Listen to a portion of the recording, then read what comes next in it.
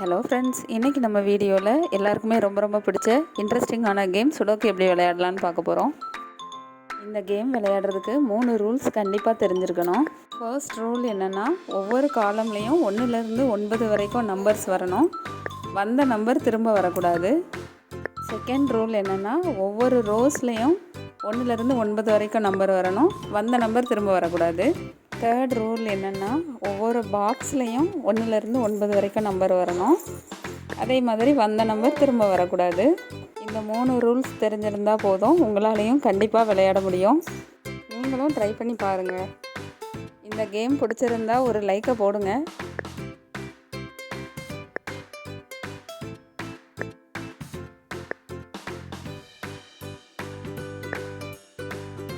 இந்த வீடியோ பிடிச்சிருந்தா லைக் பண்ணுங்கள், ஷேர் பண்ணுங்கள்.